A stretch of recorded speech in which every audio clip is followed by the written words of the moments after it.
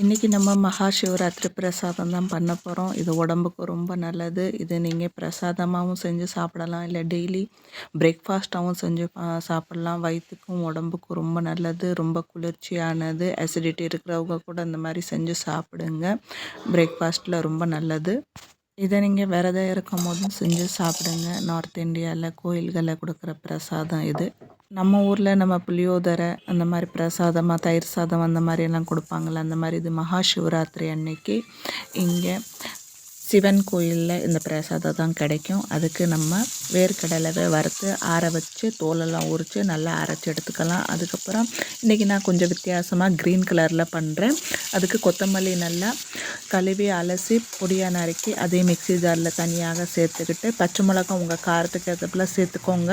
நீங்கள் எந்த அளவுக்கு எடுத்துக்கிறீங்களோ செய்கிறீங்களோ அந்த அளவுக்கு கொத்தமல்லியும் பச்சை மிளகாவும் உங்கள் காரத்துக்கு ஏற்றப்பல சேர்த்து அதையும் அரைச்சி எடுத்துக்கோங்க. அது ரொம்ப நைஸாக அரைக்காது, குறப்பாக இருந்தால் கூட நடக்குது.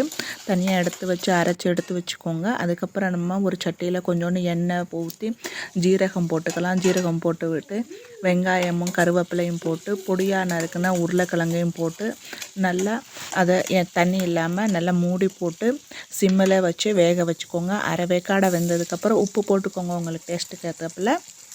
அது நல்லா முக்கால் பதம் வெந்ததுக்கப்புறம் நம்ம அதில் அரைச்சி வச்சுருந்த கொத்தமல்லியையும் பச்சை மிளகாவும் சேர்த்து நல்லா மிக்ஸ் பண்ணிக்கிட்டு சிம்மிலே இருக்கட்டும். மிக்ஸ் பண்ணிக்கிட்டு இதுக்கப்புறம் நம்ம ஒரு நிமிஷம் அந்த தண்ணி லைட்டாக அந்த ஃப்ளேவரில் அந்த உருளைக்கிழங்கு உரிகிற வரைக்கும் மூடி போட்டு ஒரே ஒரு நிமிஷம் இருந்தால் போதும். பாருங்கள், இந்த அளவுக்கு இருந்தால் போதும்.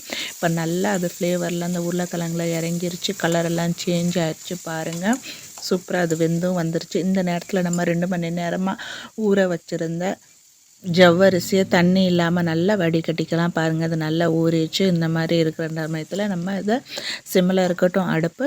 இதை நம்ம ஜவ்வரிசி இது கூட சேர்த்துக்கலாம். இப்போ நம்ம நல்லா அரைச்சி வச்சுருந்த வேர்க்கடலை பொடியையும் இது கூட சேர்த்துக்கலாம். சேர்த்துக்கிட்டு நல்லா மிக்ஸ் பண்ணிக்கோங்க. அந்த வேர்க்கடலை, அந்த உருளைக்கிழங்கு, அந்த மசாலா எல்லாமே நல்லா ஈவனாக மிக்ஸ் ஆகி வரணும். அந்த அளவுக்கு நல்லா மிக்ஸிங் பண்ணிக்கோங்க. இவ்வளோ தாங்க, இவ்வளோ ஈஸியாக ஆயிடுச்சு. பாருங்கள், இது உடம்புக்கு ரொம்ப நல்லது, சாப்பிட்றதுக்கும் ரொம்ப டேஸ்ட்டாக இருக்கும். நீங்கள் பிரசாதம் மட்டும் இல்லை, எந்த நேரமும் நீங்கள் செஞ்சு சாப்பிடலாம். சூப்பராக இருக்கும். பசங்களுக்கும் செஞ்சு கொடுங்க, ரொம்ப நல்லது உடம்புக்கு.